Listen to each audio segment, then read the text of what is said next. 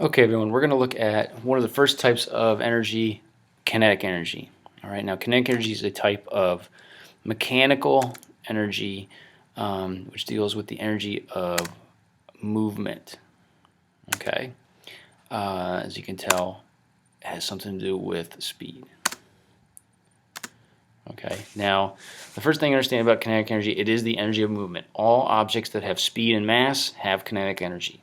Okay, so technically, every single particle has kinetic energy, all the way down to electrons. Okay, because they're always moving. The nucleus of every atom is always moving. Okay, so it always has kinetic energy to some tiny degree. All right, so for a lot of the things that we do, we're going to kind of glaze over that because it is a small amount, but it is there. For example, if we're going to talk about a race car traveling 100 meters per second, we're not going to worry about the kinetic energy of every individual particle inside it. Okay, we're going to look at the object in the big picture. So what you see on the screen is the equation for kinetic energy. Now, kinetic energy is UK. U, capital U, is the universal variable for energy. Okay, you often see it as UK for kinetic energy or UG for potential, things like that. So don't be surprised if you see another capital U show up somewhere with a different subscript than K. Now, it also tells you that the units for each are kilograms for the mass and meters per second for the speed.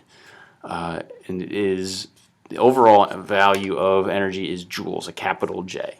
All right, joules is named after a famous scientist, James Joule, that did a lot with power and energy.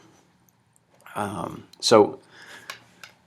one thing to appreciate from this is that it is not a vector. There is no direction towards energy. You just have the certain amount. Okay, it doesn't matter which direction you're going, where you are. It's just you have it or you don't. Okay. So as I said before, all objects, molecules, atoms, particles have connection because nothing is ever still.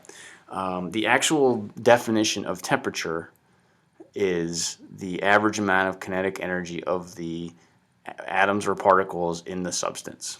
Okay, so if you take the temperature of a glass of water to be 50 degrees, that 50 degrees is an indication of the amount of kinetic energy that the molecules in that glass of water have. Okay, so when you're looking at values, if you're doing some problems, you could have a wide range. You could have anywhere from times 10 to the negative 10th joules all the way up to times 10 to the 10th joules. Okay, so there's a wide range of values, and you can start to understand what is an appropriate amount. Okay, you probably aren't going to get one individual water molecule having 8 billion joules. Okay, that doesn't really make sense.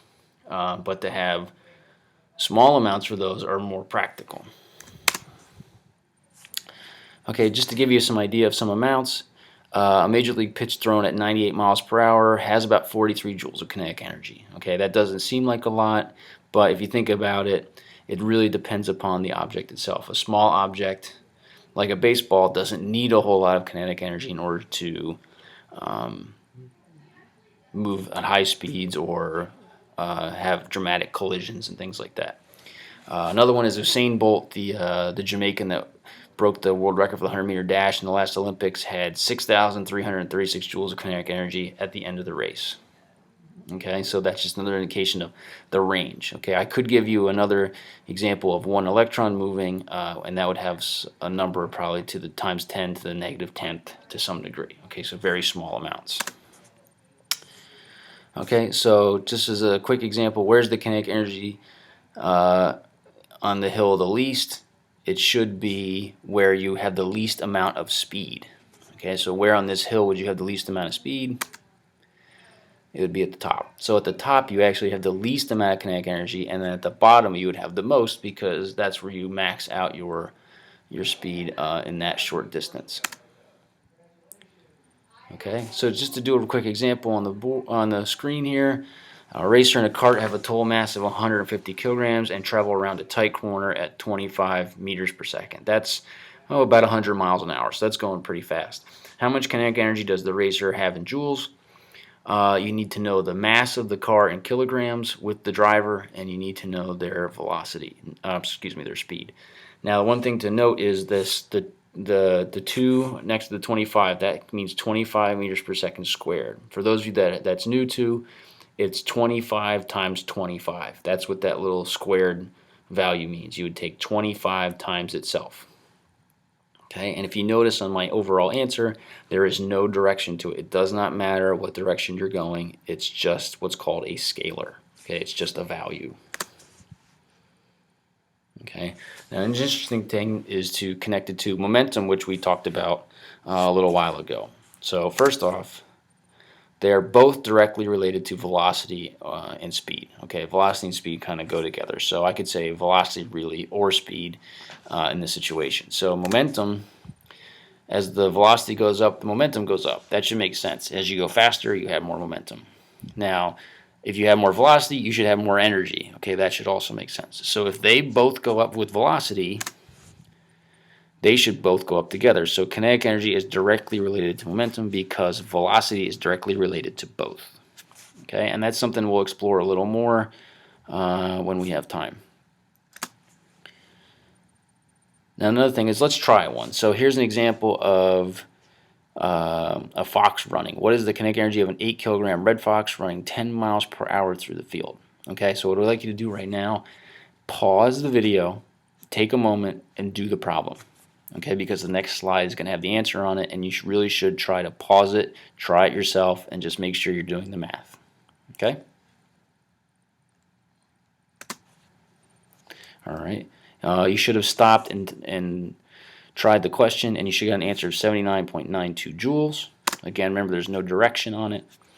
And if you look at the work, first thing you have to do is convert the speed into meters per second because you need the appropriate units. Okay, so if you notice, I changed the 10 miles per hour to meters per second, and I got 4.47 meters per second. I then used the speed and the mass to determine the kinetic energy. So UK stands for kinetic energy. I have the mass in kilograms, and I have the speed in meters per second. And just as you remember, the little squared value next to the 4.47 means that number times itself. So it would be 1/2 times 8 times 4.47 times 4.47 in order to find UK. Okay, and you should get an answer of 79.92 joules. Okay, so after going through that, that's just the basics of it. There's a lot more to go through. For example, how when you lose kinetic energy, where does it go? Okay, and then we're going to come to that in another video. I just want to give you just a quick indication of kinetic energy. So there's going to be some practice on Schoology. You should watch the potential energy video as well, and the conservation of energy video before you start doing the practice on Schoology.